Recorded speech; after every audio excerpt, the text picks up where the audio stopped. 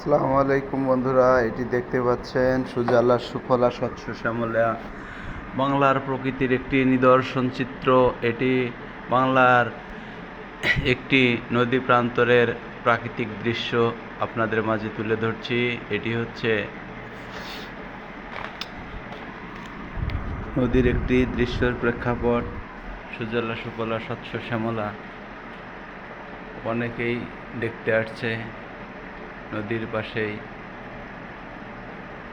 সুন্দর মনোরম পরিবেশের একটি দৃশ্য।